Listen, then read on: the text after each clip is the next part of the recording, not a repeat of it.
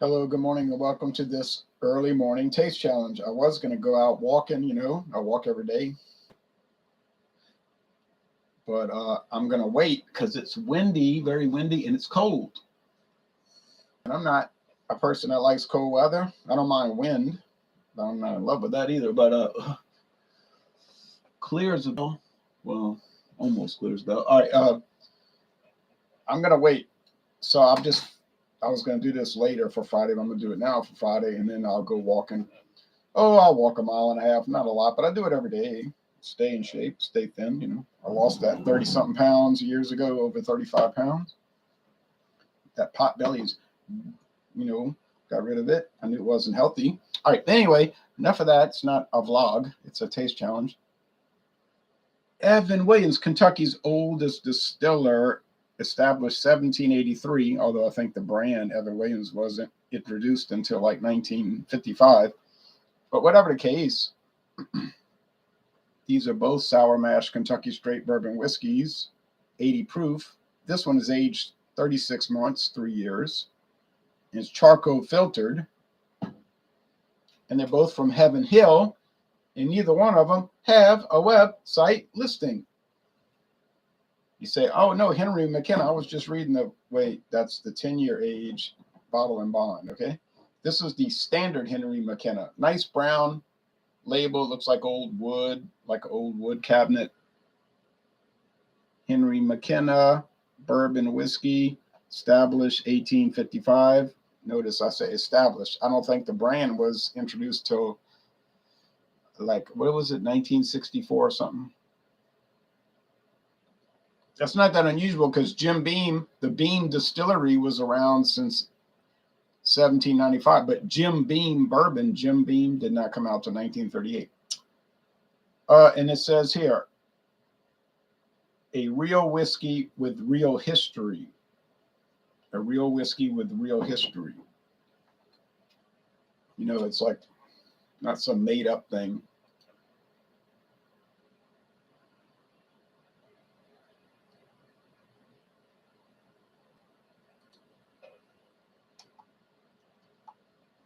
Now, it's like Sazerac. They have a lot of real whiskeys with a real history coming from people that no one ever heard of. Like, Sazerac, they'll find obscure people that were involved in the liquor industry, but they're not well known. And then they'll develop a brand around them. I'm not saying that's wrong. I'm just saying that's the truth. But then they could say, no, it was a real person. Jethro Titus Boots was a real person. He was involved in the bourbon industry, and all this. And, no, he never heard of him. But I guess Heaven Hill does the same thing because is the name T.W. Samuels real well known? No, but he was a real person. J.W. Dant was a real guy in the whiskey industry. Henry McKenna, James Fox up in Canada. So all these brands that I know of are real people, and they're really obscure, except for like Evan Williams. But I don't know anything about Evan Williams, to tell you the truth. I know the brand. I know it's a company owned by Heaven Hill. Okay, Williams says, morning, Jay from New York metro area. Good morning to you. Daryl Macias. Good morning, Ronald. Good morning to you, Daryl. All right, so here we go. Am I going to be able to tell them apart? I don't know. The price was the same. $9.99, $9.98. I'm talking about for two of these. Two of these was $9.98. It was $4.99 for the half. I bought two halves. That makes a whole. And I could have bought the glass bottle, but I specifically bought these for a particular reason. Henry McKenna, I don't even know if this is sold in my town. I don't live in a big town. I live in a medium-sized town. We get, some stuff. We get some really rare stuff, and then common stuff we don't get. Because Matherns will bring in some really rare items. But I can get this in Luling. I can get this in Metairie. But it's it's pretty famous sour mash Kentucky straight bourbon whiskey. Now you might think, oh, for $9.98, same price for both, I wouldn't touch it. I bet it's terrible. Well, you would lose that bet because they are not terrible. Now, are they fabulous, like unbelievable? You drink them and say, I can't believe it. I never tasted bourbon so complex. You know it's not going to be like that. You know it's not going to be like that. But the real answer is, can you get a nice bourbon for less than $10 plus tax? The answer is yes. Well, at least you could. With inflation, you never know. We need deflation is what we need, not inflation. We need deflation. And I think we're sort of falling into that now, thankfully. All right.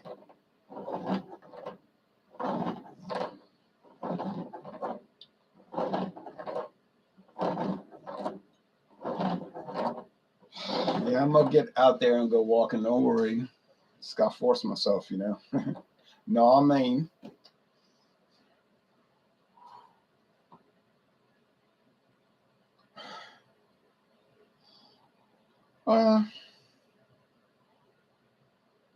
Sour mash bourbon is a different type of process, or if you live in Canada, a process, and it was developed by Dr. James Crow, who invented the brand, or should say introduced the brand. Well, kind of invented it because of the sour mash process. Old Crow. But Old Crow wasn't called that because they wanted a bird on the label, although it has that. It was called that because that's the man that invented it, James Crow.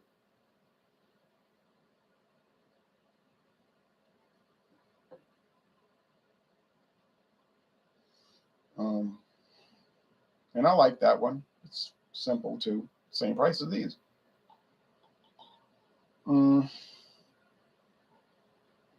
They smell very similar, like sweet sugar water.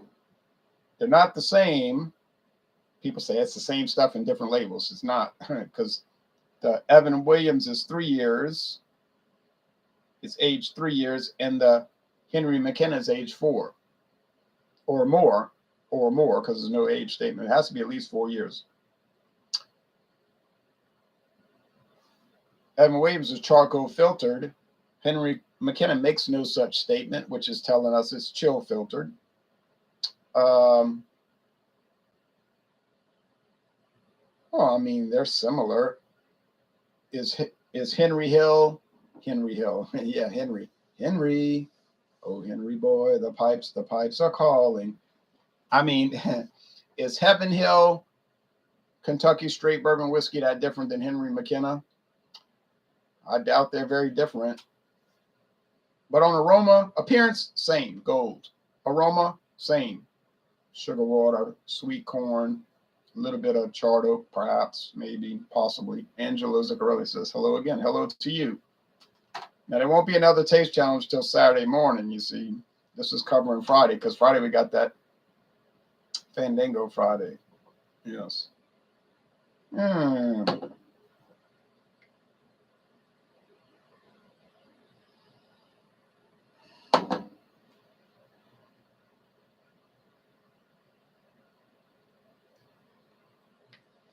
Tie. Let's go with the taste shows.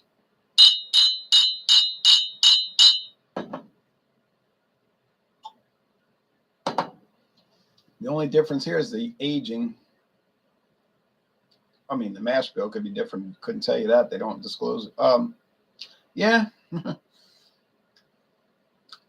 It's about as regular as it gets, you know. 6:32 a.m. here in the desert. Yeah. We're about an hour ahead. We're exactly an hour ahead. Okay.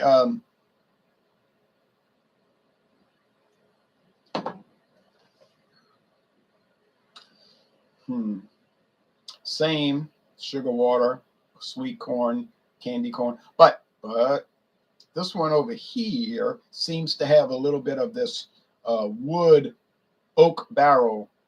You say, well, oak is wood. Yeah, I know. I was trying to communicate. And I said I wanted to keep that as a signpost or a marker or a mental note. When I pick up that oak wood, then I think that's Evan Williams.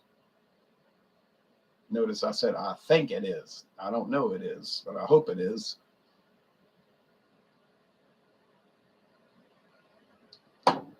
Anything else remarkable? Oh, and you do get some oak here, but it's very shallow, little vanilla. Hmm.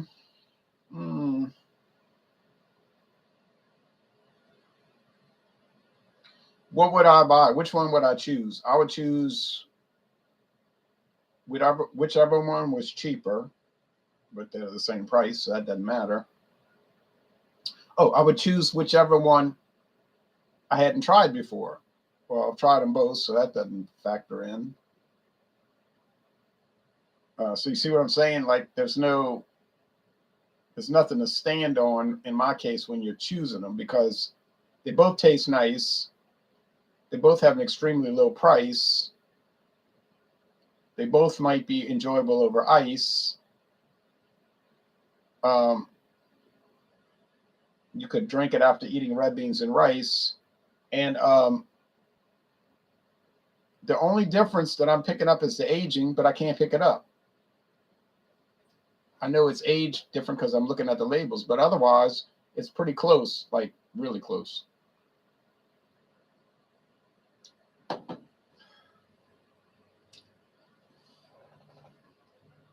I suppose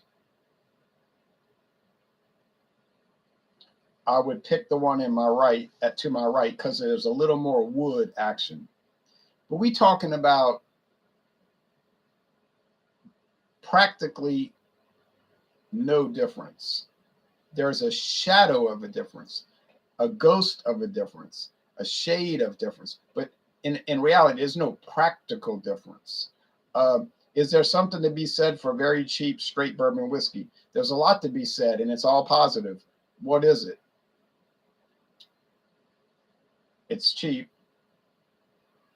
The quality is high. The drinkability is high. The mixability, I'm sure, is astronomical.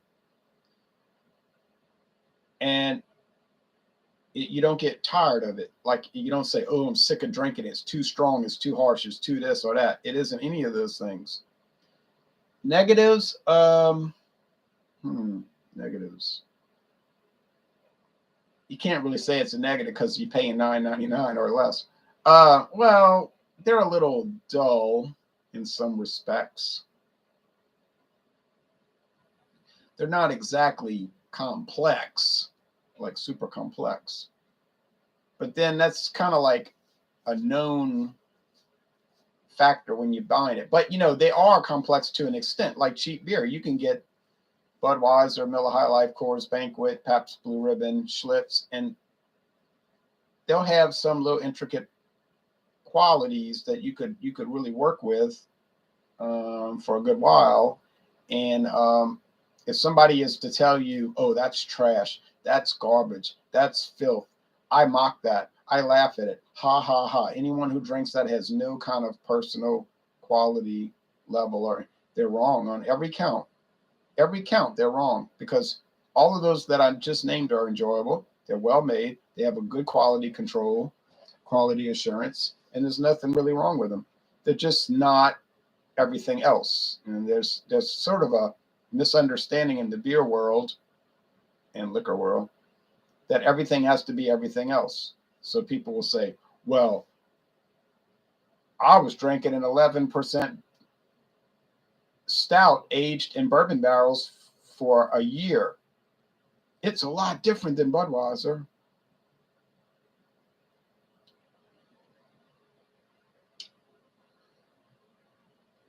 My cousin used to drive a 1973 Mercury Comet. It was a lot different than a bicycle. You see, so people will tell us things that are on their face obvious. Okay. Henry McKenna is aged 10 years. Well, if you get the 10-year aged, see what I'm saying? If you get the 10-year age bottle and bond, I've got the no age statement standard 80 proof. So it depends which one you get. Dixie Baseman says, good morning, Ron. Good morning to you. HM single barrel bottled in bond. HM. Oh, Henry McKenna single barrel. Right. Yeah, that's what I'm talking about. Yeah.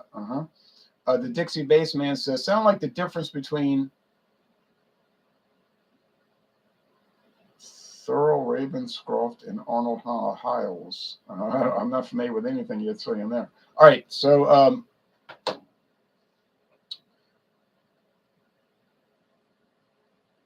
that's the deal that I'm talking about now. They're pretty even. They're both enjoyable, and I'm unanimous in that. I am unanimous in that.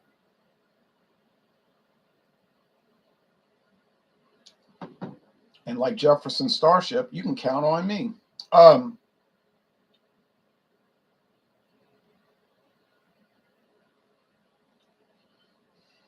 it's really vanilla. Like the aftertaste is really vanilla and really oak. Don't sell these short. Don't oversell them. I'm not going to oversell them. Don't do that. But don't sell them short. Yeah, no complaints. No complaints. Not going to do it. Not got that. Nah, got da.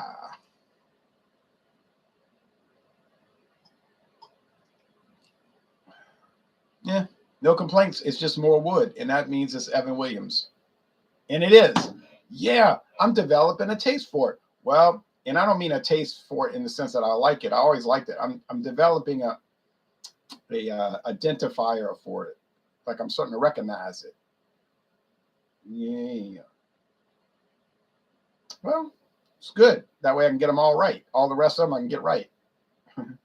Okay, so who wins? I guess I give a slight, and I mean it's so tiny, but a slight advantage to Evan Williams. Is it the charcoal filtering that makes a difference? Could be. Would the aging make a difference? The fact that it's younger, that's usually a thing that docks it, that hurts it, wouldn't help it. Yeah, it must be the charcoal filtering. There used to be a charcoal filtered Jim Beam. There used to be a green label Jim Beam charcoal filter. Do y'all know that? But they got rid of it because they wanted to cut corners, save money. Okay. The two big low bass singers of the 1940s. Oh, okay. See, shows my ignorance. I love a nice vanilla and oak aftertaste, says Angelo. Me too. Thurl did You're a Mean One, Mr. Grinch, and Old Arnold did the bass part on Peace in the Valley. Oh, okay. Thank you for the information. Well, that brings us to the end. Very enjoyable. If you've had either one of these, let me know what you think. I know I like them. I'll promote them. Me, I don't even get paid to promote them. You know what I mean? Henry McKenna. Well, what I mean is Heaven Hill doesn't send me any money. They don't send me any free liquor, which they did. I'd accept it. But I just think they're quality products, so I'll promote them. Now, what about their blended whiskey? Yeah, you might want to not go there. If you're going to buy American blended whiskey, I would say Heaven Hill, avoid theirs. I wouldn't play around with their blended whiskeys, because you could, for the same price, you can get some pretty nice ones from Sazerac. You can get some pretty nice ones from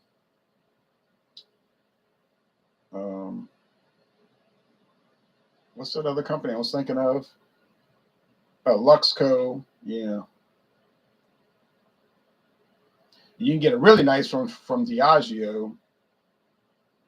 But Heaven Hill, when they do blended whiskey, they go really low. They go really low brow, and but they're all the same price as the other good ones. So why would you, I wouldn't do. I don't like whiskey that tastes like honeydew melon. Yikes, scary stuff. All right, how is the aftertaste on the Henry McKenna? Oh, it's kind of sort of ordinary.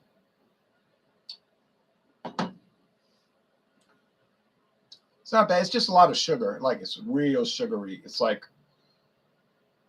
think about like that wooden stick and it's got rock candy on it. Think about rock candy. Yeah. then it makes your teeth hurt thinking about it, right? So yeah, but that's bourbon for you. Bourbon is like rock candy. I always say that bourbon tastes like rock candy to me. Maybe that's why I prefer Scotch. Anyway, by a wide margin, I could add that. But anyhow, we're not dealing with Scotch right now. We're dealing with bourbon, and we're gonna go to blended whiskey after this in a few days. I gotta finish off that Seagram's 83. Is anybody buying Seagram's 83 in Louisiana? I don't know, but they're promoting it like crazy. Mathern's finally brought it in. I didn't think they were going to bring it in. I thought they would.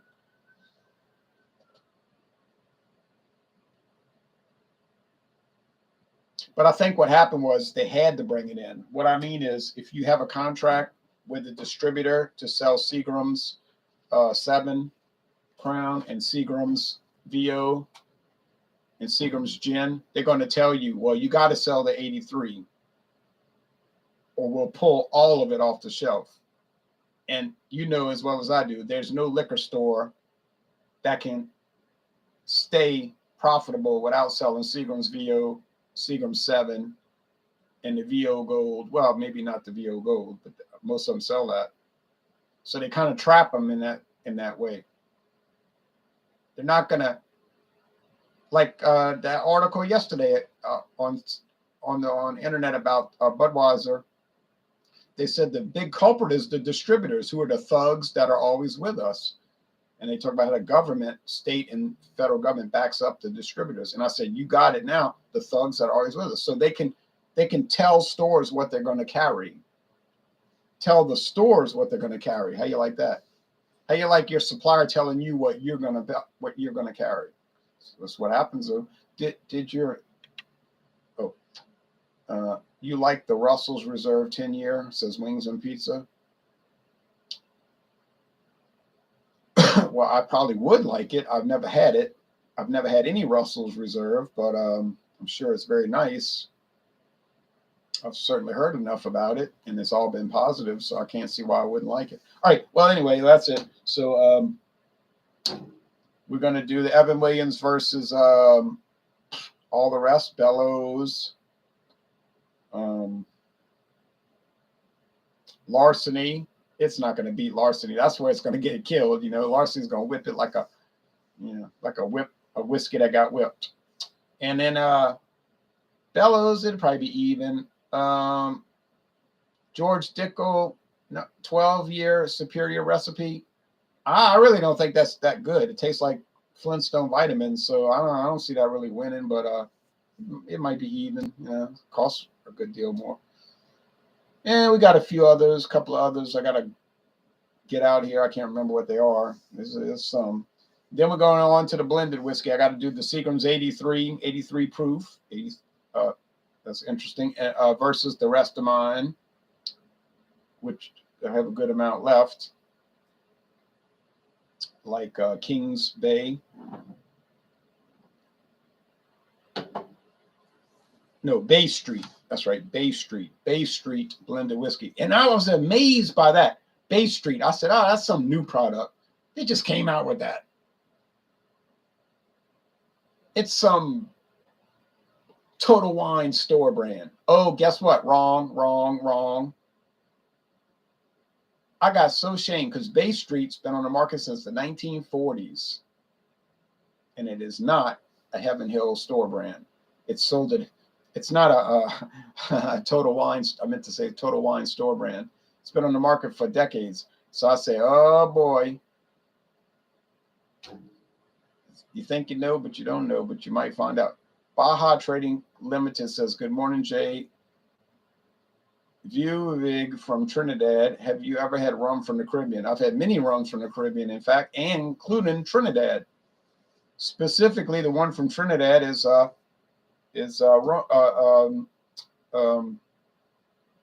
one from Sazerac, Cane Run. You find any good deals lately? Oh, yes. Yeah. And I just found regular deals too. Like I bought Bullet Rye. It was $24.95. Well, no, I'm sorry, $23.95. That's the regular price, $23.95. You know, so bullet, yeah. But I was glad to buy it, and I'll be glad to bring it into the taste challenges. All right, well, y'all take care. Have a good day. I hope your weather is clear like ours, with all this sunshine and blue skies. See y'all over in the beer reviews.